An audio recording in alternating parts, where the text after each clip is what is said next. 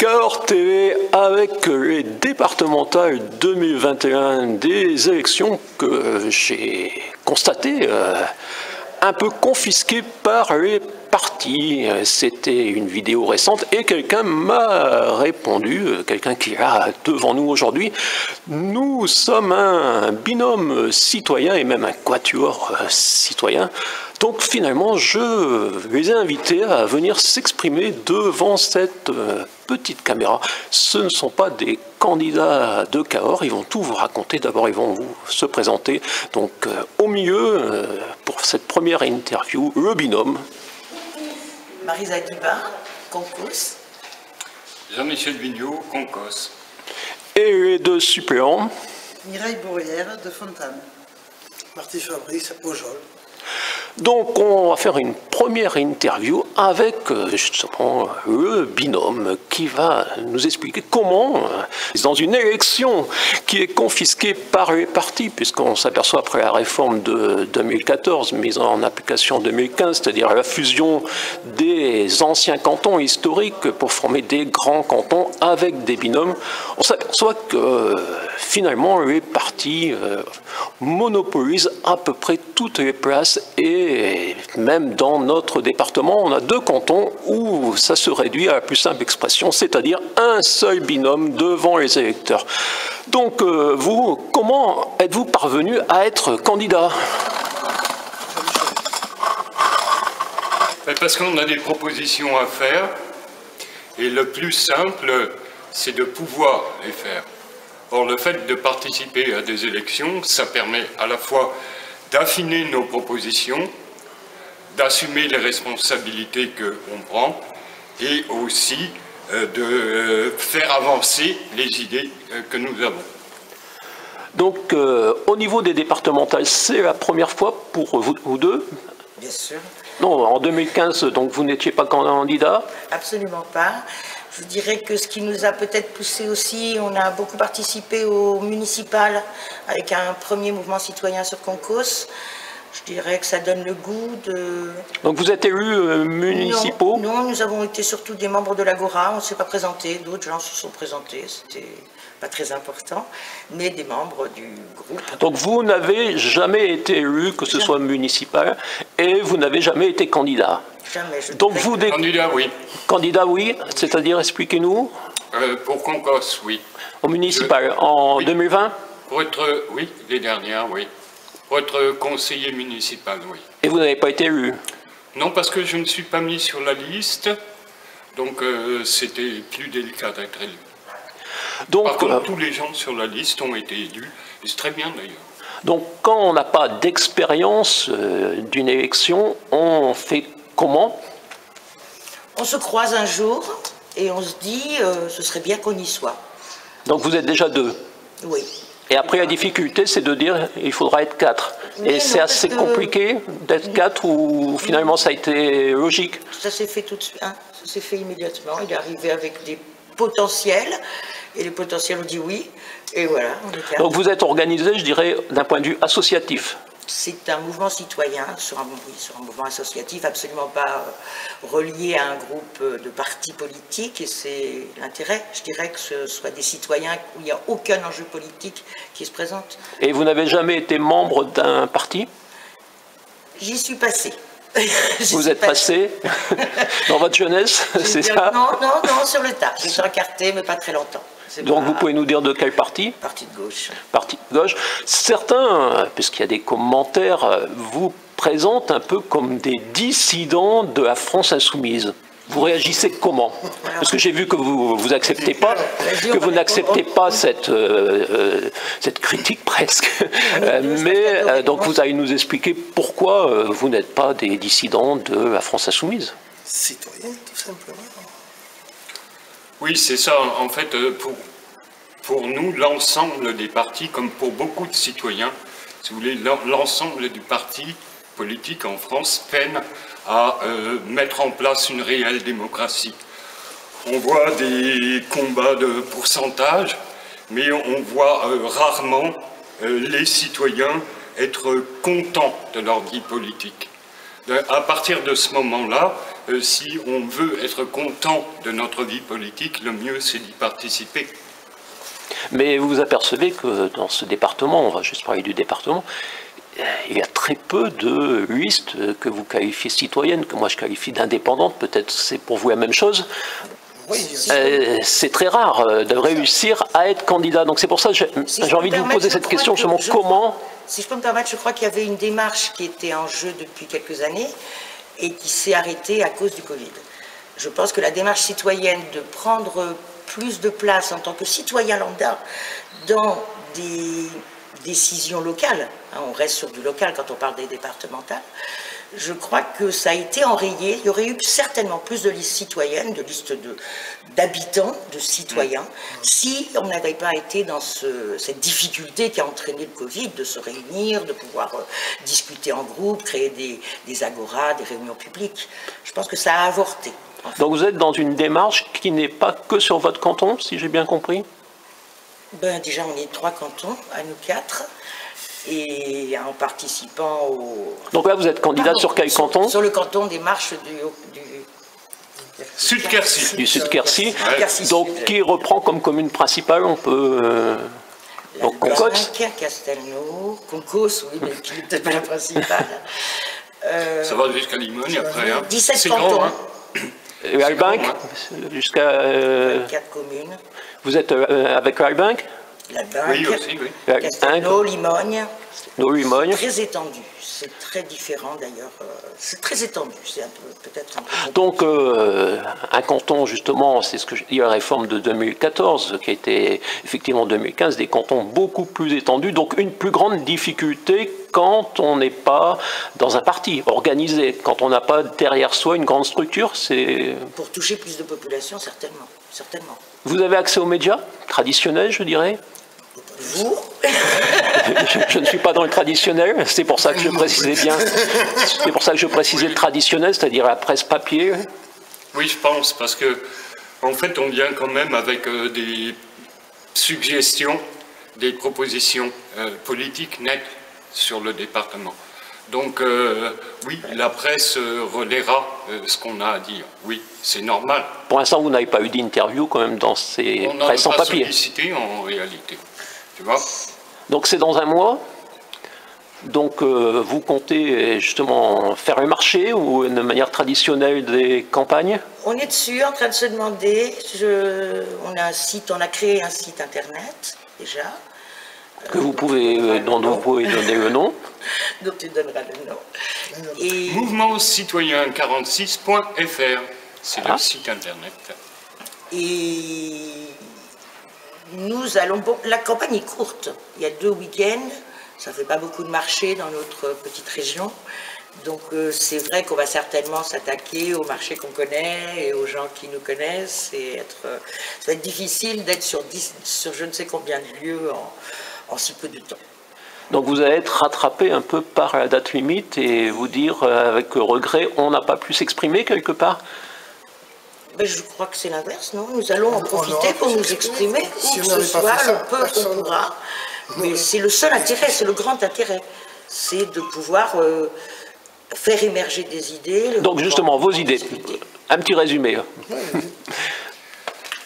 Un petit résumé. En fait, on est vraiment dans une liste citoyenne et dans un mouvement citoyen. Donc les idées, elles sont... D'abord, la démocratie. Il nous semble qu'on a besoin de plus de démocratie dans notre pays. C'est pas simplement le vote, alors, la démocratie. Non. C'est aussi consulter la population sur les projets. C'est aussi consulter la population sur les budgets. Donc on demande à ce que le département et la région mettent en place un véritable système qui permette à la population de s'exprimer, d'être consultée et de voter. Vous voyez ? Ça, c'est la première chose. La deuxième chose, on est quand même ruraux, nous. C'est là, pour le moment, si on regarde la ruralité lotoise, on a une partie qui est complètement hors sol. On n'a pas d'agriculture dans de nombreux endroits. Nos agriculteurs, ils partent en retraite et personne ne reprend, voyez-vous. On a toute une politique de développement local, à commencer par l'agriculture. Ce qui nous permettra d'avoir des commerces ambulants, tout le tissu rural est à revitaliser d'une manière durable. Mais ça, c'est ce qui se dit depuis une trentaine d'années. Tout à fait, mais ce n'est pas forcément ce qui se fait, voyez-vous. Donc on change quoi pour... Une des choses qui nous a amené à être là, c'est on est en crise, 2, on est efficace. Vous voyez? Donc en se présentant là avec des demandes qui sont claires, nettes et précises, on met les pieds dans le plat de la politique au niveau du département. Vous voyez? Et on peut assumer ce qu'on affirme. Il y a une autre chose aussi qui nous semble importante, c'est qu'on a les crises à assurer. C'est-à-dire qu'actuellement, on a un système social, vous savez que le département, c'est beaucoup le social. On a un système social qui est en tension déjà, limite saturé, et pourtant, on sait qu'on risque d'avoir plus de personnes qui viennent. Donc on va avoir besoin de remodeler complètement l'action sociale du gouvernement, du département, pardon, du gouvernement aussi d'ailleurs. Pour que les gens ne soient pas englués dans le social. Vous voyez? Il y a un autre point qui nous paraît important aussi, c'est l'avenir. On a besoin de protéger nos territoires pour avoir un avenir. Protéger de quelle manière? Protéger par exemple nos forêts. Protéger... Revitaliser les commerces dans les petits villages. Les services publics. Protéger tout ce qui fait que nous puissions vivre ici aujourd'hui avec ce bonheur d'y être. Le Lot, c'est quand même un département où on est heureux d'y être tous. Mais ça, M. Régal vous dirait la même chose, qui est le président du département. Bien sûr. Moi, je crois quand même que le point important pour moi, parce qu'on est aussi 4 individus, on a des valeurs communes très certainement, qui sont, je pense, la transition écologique, qui sont sortir de ce système économique à outrance, etc., pour revenir à des choses plus simples. Mais je crois que fondamentalement, ce qui nous a réunis, justement, c'est que les solutions, les propositions, les projets, tant qu'on est encore dans du local, doivent émaner de la population et non pas de personnes élues qui ensuite sont entre elles et prennent les grosses décisions importantes pour tout le monde. Je ne crois pas que ce soit le rôle de l'élu de prendre les décisions pour tout le monde. Son rôle, c'est de mettre en place un système pour que les gens puissent s'exprimer avec leur bon sens, avec leurs besoins, leurs désirs, leur utopie, etc. Et qu'ensemble, on arrive à construire des propositions qui tiennent la route, mais surtout qui soient acceptables pour tout le monde. Je suis une fervente admiratrice du consentement mutuel, qui est une forme de démocratie qui me paraît extrêmement importante, parce que personne n'est lésé. Tout le monde se sent... Enfin, le but étant que chacun, après s'être exprimé, après avoir participé à une proposition, ne se sente pas exclu. Et c'est... voilà. Et ça ne se passe pas comme ça pour l'instant? Je ne crois pas que ça se passe plutôt en ce qu'on appelle le consensus. La petite phrase rigolote, c'est que le consensus, personne ne dit non. Le consentement mutuel, tout le monde dit oui. Et c'est réellement vrai quand on le met en place. On fonctionne aujourd'hui, politiquement parlant, surtout avec des consensus. Moi, je crois que localement, les départementales n'ont pas d'enjeu politique. Elles ont un enjeu social, sociétal, local. Et on peut encore intervenir à ce niveau-là. Voilà. Et vous êtes combien de binômes sur votre canton? 5. Donc c'est un des cantons les plus ouverts, donc les candidats de la majorité départementale, vous avez eu un débat avec eux. Nous venons tous d'apprendre que nous sommes les 5, enfin nous, parce qu'on n'a peut-être pas d'entrée à la préfecture, venons d'apprendre quels sont les 5 partis représentés. Donc il y a nous en tant que mouvement citoyen, et il y a 4 partis politiques évidemment. Donc vous vous situez justement un peu poil à gratter de votre canton? Oui, ce serait un peu l'expression qui vous conviendrait? Un peu ça.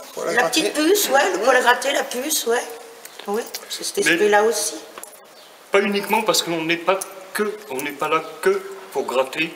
On est là pour que la population soit entendue et que les projets des populations soient réalisés. On n'est pas là que pour gratter, vous voyez. On est là pour participer à un mouvement. Et dans un département où il y a une majorité départementale qui semble ne pas pouvoir être battu, puisqu'on est aussi dans certains cantons où elle est la seule à avoir des listes. Si vous étiez élu, vous seriez candidat à la présidence du département, je suppose.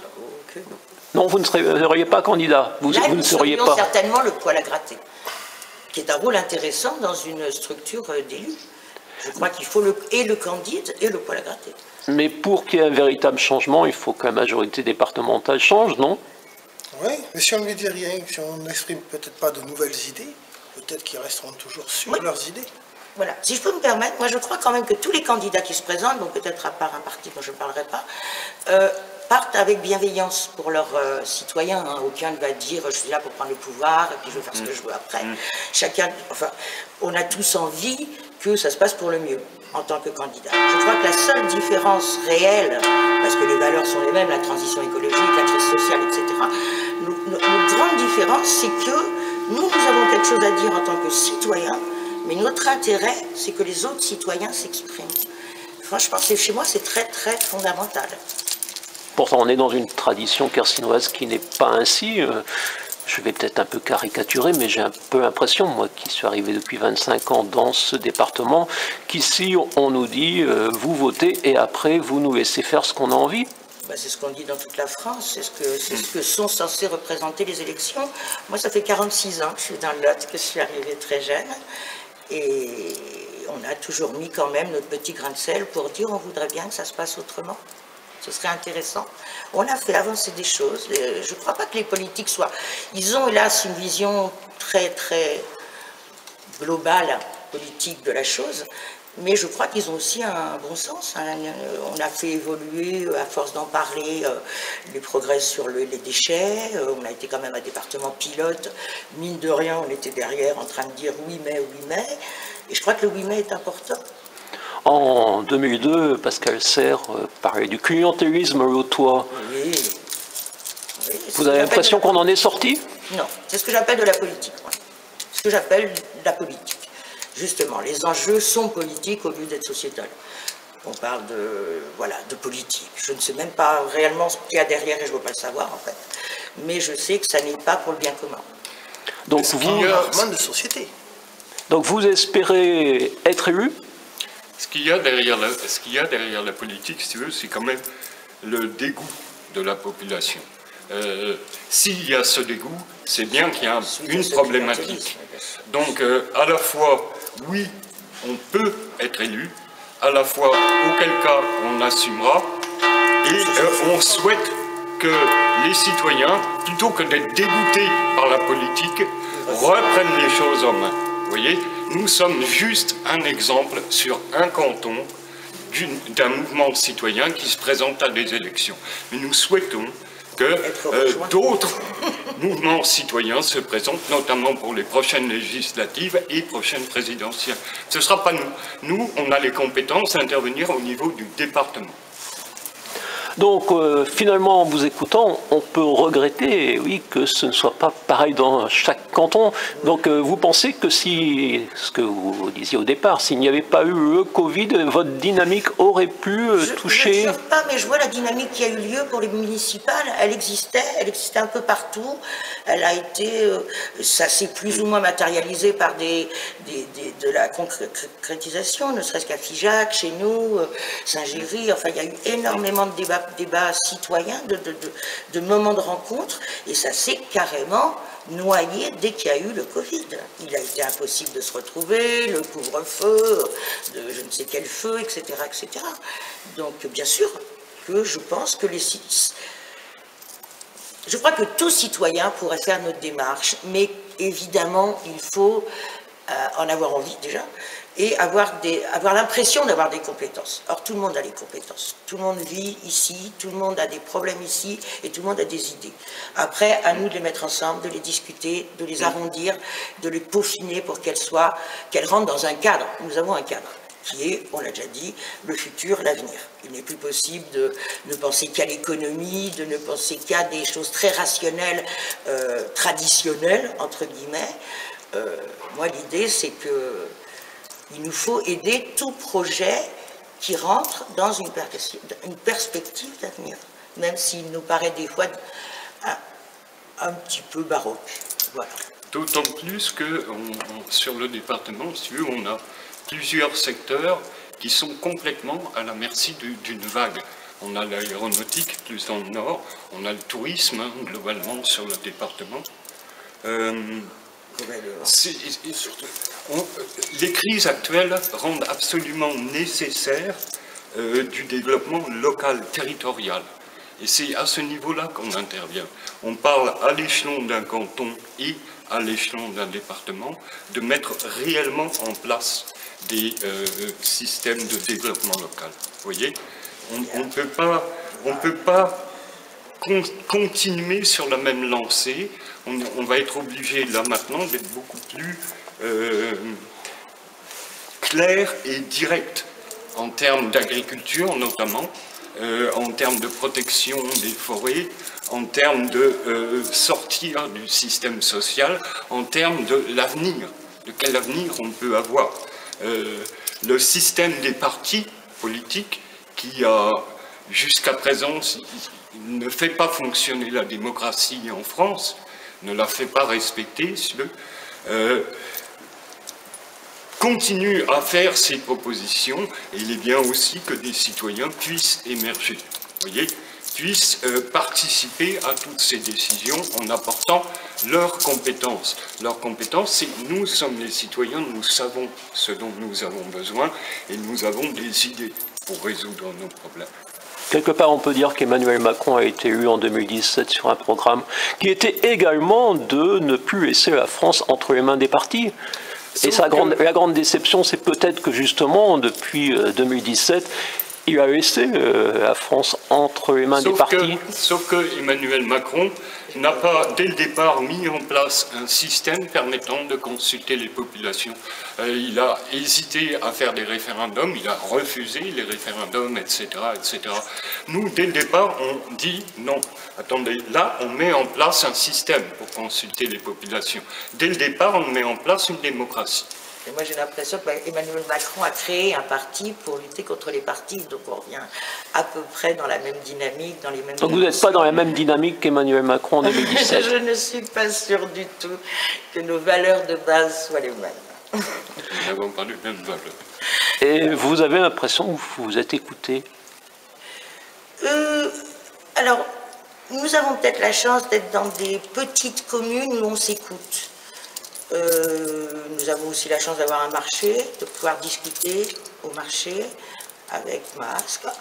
Et dans l'idée, même si on n'est pas d'accord, je crois qu'il y a quand même cette habitude est prise de discuter. Donc une interview démasquée qui sera donc sur Internet. Justement, dans cette période, vous pensez qu'Internet aura un rôle dans cette campagne plus important que précédemment ou que finalement tout va se passer encore avec l'habitude?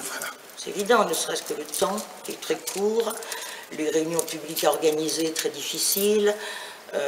Oui, enfin moi j'avoue que ça me contrarie parce que ce n'est pas ma compétence principale, mais oui, bien sûr qu'Internet va être très révélateur avec les réseaux sociaux.